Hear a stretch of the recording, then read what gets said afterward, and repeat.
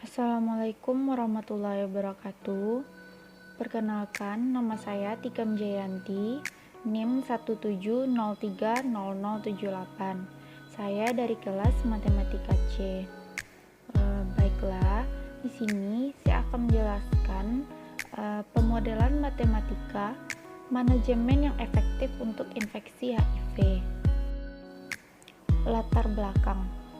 Virus HIV merupakan retrovirus yang bersifat limfotropik khas yang menginfeksi sel-sel dari sistem kekebalan tubuh, menghancurkan atau merusak sel darah putih yang spesifik yang disebut limfosit helper atau limfosit pembawa faktor TD/CD4.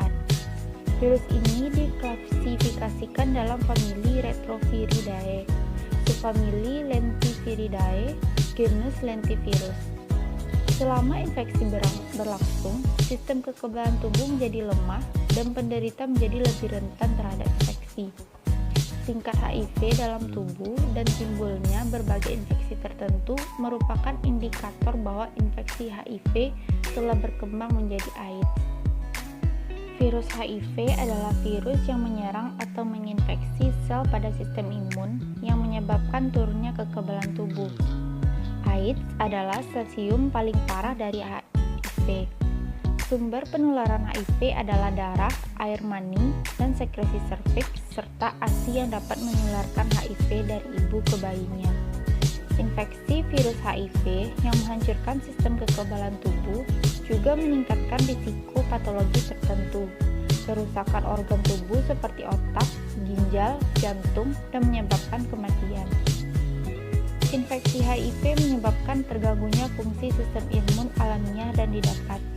Gangguan yang paling jelas adalah pada imunitas seluler dan dilakukan melalui berbagai mekanisme, yaitu efek sitopatik langsung dan tidak langsung. Penyebab terpentingnya adalah kurangnya sel T/CD4+ pada pasien HIV adalah efek sitopatik langsung. AIDS merupakan kumpulan gejala atau penyakit yang disebabkan oleh menurunnya kekebalan tubuh akibat virus HIV, di mana dasar utama terinfeksinya HIV ini adalah berkurangnya jenis limfosit T helper yang mengandung marker sel T/CD4+. Limfosit T adalah pusat dan sel utama yang terlibat secara langsung maupun tidak langsung dalam menginduksi fungsi imunologi. Menurun atau menghilangnya sistem imunitas seluler terjadi karena virus HIV menginfeksi sel yang berperan membentuk antibodi pada sistem kekebalan tersebut, yaitu sel limfosit T.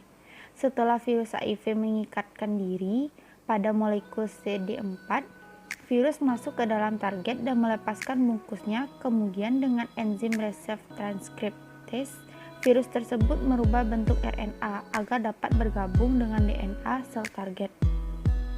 Selanjutnya, sel yang berkembang biak akan mengandung bahan genetik virus. Maka, infeksi virus HIV dengan demikian menjadi irreversibel dan berlangsung seumur hidup. Penyakit AIDS yang disebabkan oleh infeksi HIV masih merupakan salah satu penyakit infeksi yang berakibat fatal dan belum ditemukan vaksinnya yang universal dan handal. Ada obat retroviral efektif untuk meningkatkan kondisi kesehatan pasien, tetapi penggunaan berlebihan dari obat ini memiliki efek samping yang berbahaya. Antiretroviral ini dikategorikan menjadi kelompok yang reses transkriptase inhibitor atau ISR dan protease inhibitor atau PI. ISR mengganggu konversi RNA ke DNA sehingga infeksi virus HIV baru dalam sel dapat dicegah. Di sisi lain, PI menghambat produksi partikel virus terinfeksi sel T/CD4+ secara aktif. Penelitian ini menyajikan model matematika dengan dua variabel kontrol, di mana tidak terinfeksi sel T/CD4+ mengikuti fungsi pertumbuhan logistik dan jangka kejadian jenuh dengan pilihan bebas. Tujuan pemodelan. Solusi dari penelitian ini diharapkan dapat memecahkan masalah yang ditimbulkan infeksi virus HIV. Di sini, peneliti menggunakan obat terapi yang manjur untuk untuk memblokir infeksi sel-sel baru dan mencegah produksi virion bebas baru, di mana penggunaan berlebihan dari obat ini memiliki efek samping yang berbahaya. Sehingga peneliti akan menunjukkan menerapkan pendekatan kontrol optimal untuk memaksimalkan konsentrasi sel T CD4+ yang tidak terinfeksi dalam tubuh dengan menggunakan obat terapi minimum, di mana peneliti membangun keberadaan pasangan kontrol optimal dan menggunakan prinsip Potragin untuk mencirikan tingkat optimal dari dua kontrol. Sistem optimalitas dihasilkan diselesaikan secara numerik untuk mendapatkan pasangan kontrol yang optimal. Mekanisme gangguan sistem imun oleh HIV ini ada yang penting untuk dijelaskan dan dipahami, sehingga penelitian yang sedang berlangsung saat ini maupun pada waktu yang akan datang dapat memecahkan permasalahan yang ditimbulkan oleh infeksi virus ini. Selanjutnya, asumsi. Seperti yang kita ketahui, pemodelan mengenai HIV atau AIDS ini sudah ada sejak dahulunya, di mana HIV atau AIDS ini merupakan salah satu penyakit yang dapat menyebabkan kematian, sehingga penyakit ini memerlukan perhatian serius. Hal ini terlihat dari meningkatnya jumlah penderita HIV atau AIDS yang dilaporkan tiap tahunnya. Seperti yang terlihat pada slide, asumsi yang dibuat untuk menyederhanakan model terdapat 8 poin. Namun, yang akan menjadi poin utama pada pemodelan ini adalah 3 poin utama. Yang pertama itu jumlah perekrutan konstan sel yang tidak terinfeksi baru, di mana pada model ini kita berfokus pada sel T CD4+. Yang poin kedua yaitu jumlah kematian sel yang tidak terinfeksi telah dimasukkan dalam fungsi pertumbuhan logistik. Yang ketiga, tingkat infeksi sel T CD4+ dengan virion bebas setelah jenuh mungkin karena kepadatan virion bebas atau sebagai akibat dari tindakan perlindungan yang digunakan oleh pasien HIV. Selanjutnya yaitu variabel, parameter, dan konstanta. Seperti yang terlihat pada slide, terdapat 3 variabel yang digunakan pada model ini. Sedangkan pada parameter, terdapat 8 parameter yang digunakan pada model manajemen yang efektif untuk infeksi virus HIV ini.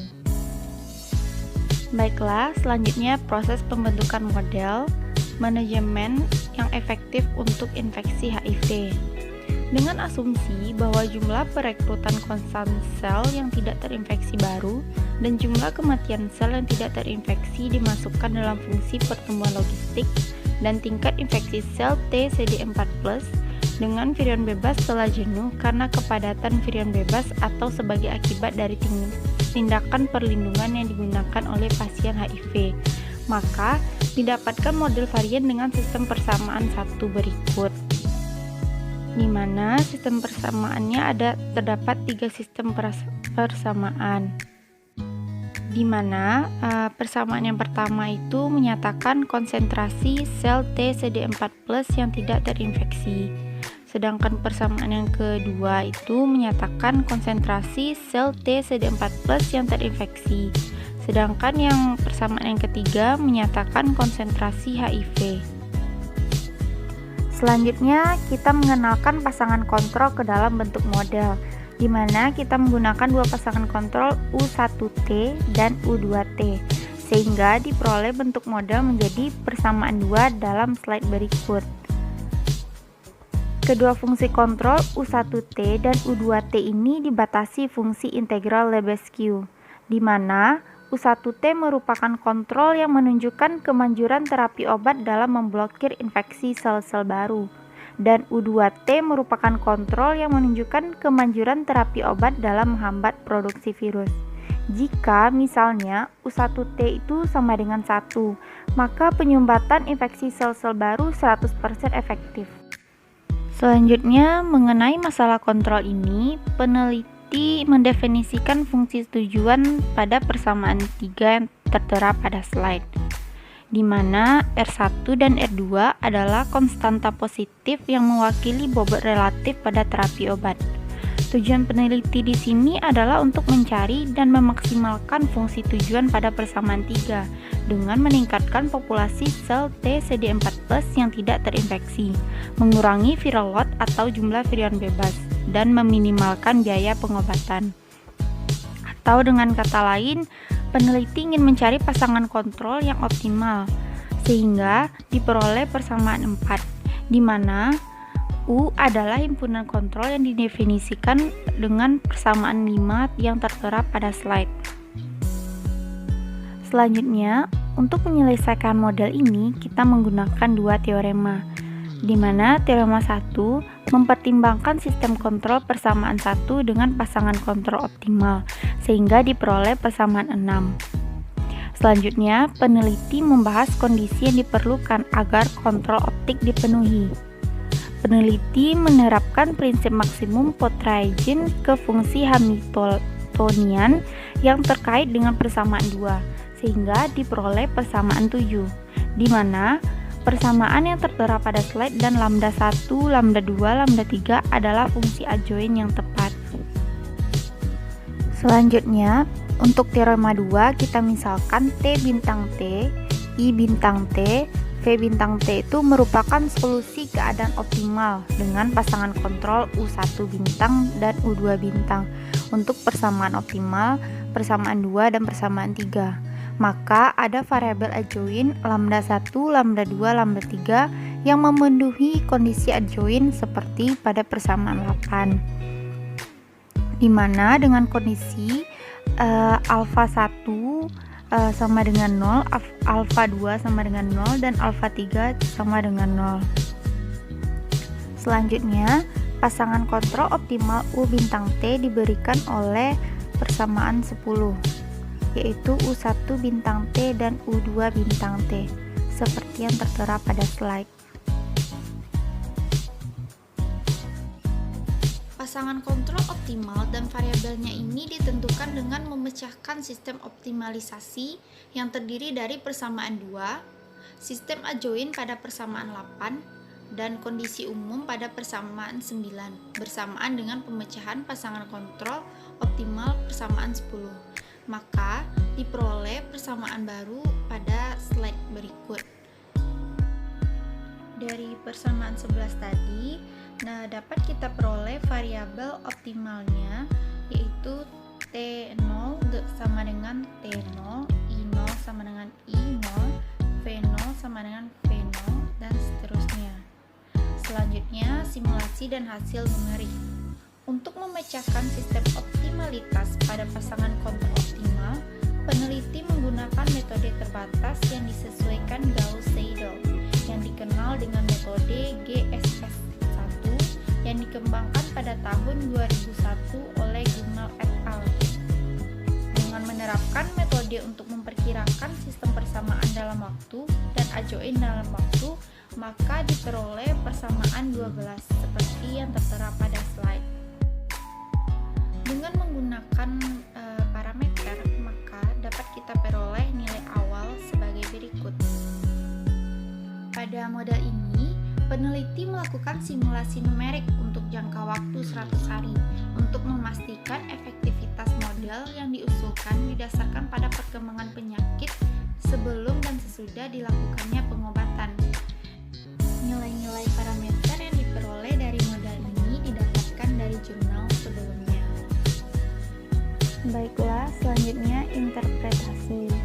Berikut akan diberikan gambar 1-5 yang mana adalah hasil simulasi tentang efektivitas terapi obat berdasarkan konsentrasi sel yang tidak terinfeksi, sel yang terinfeksi, dan virus bebas.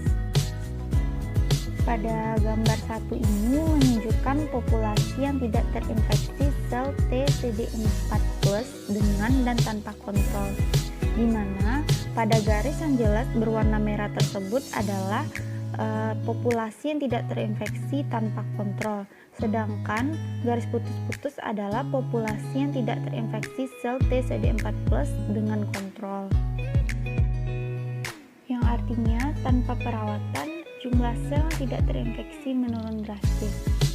Dan di sisi lain, dengan perawatan, konsentrasi sel dipertahankan dari awal sampai akhir periode. Selanjutnya pada gambar 2. Gambar 2 ini menunjukkan populasi yang terinfeksi sel TCD4+ dengan dan tanpa kontrol, di mana garis merah itu adalah populasi yang terinfeksi sel TCD4+ tanpa kontrol. Yang garis putus-putus adalah dengan kontrol, di mana pada gambar tersebut bisa kita lihat konsentrasi sel yang terinfeksi menurun dengan kontrol dengan cepat dari awal pengobatan dan selama periode penyelidikan, sedangkan konsentrasi dari sel yang terinfeksi tanpa pengobatan tumbuh di awal dan menjadi stabil menjelang akhir periode. Selanjutnya pada gambar 3, kita melihat bahwa viral load dengan kontrol dan tanpa kontrol.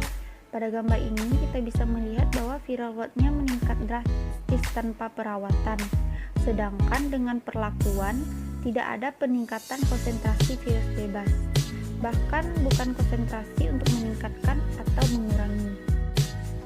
Selanjutnya, pada gambar dan 45 ini kita bisa melihat perawatan yang optimal, di mana U1T merupakan satu kontrol yang menunjukkan kemanjuran terapi obat dalam memblokir infeksi sel-sel baru, dan U2 merupakan kontrol yang menunjukkan kemanjuran terapi obat dalam menghambat produksi virus. Pada gambar tersebut kita bisa melihat perawatan yang optimal diperlukan dengan perubahan waktu untuk memblokir infeksi baru sel dan mencegah produksi virus dengan efek samping minimal. Baiklah, kesimpulan.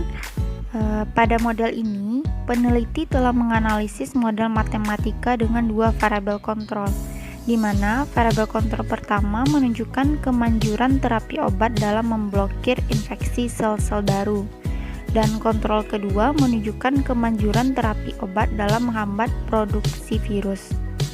Hal tersebut menggambarkan infeksi virus sel TCD4+ HIV.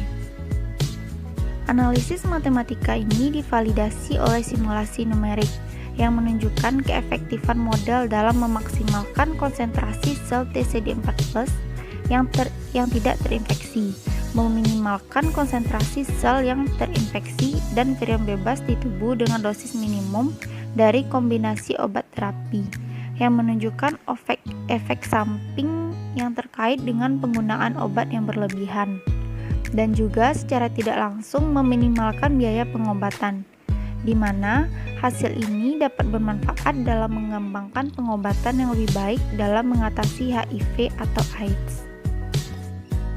Baiklah, sekian penjelasan dari saya. Mohon maaf apabila ada kesalahan. Saya akhiri dengan Assalamualaikum warahmatullahi wabarakatuh.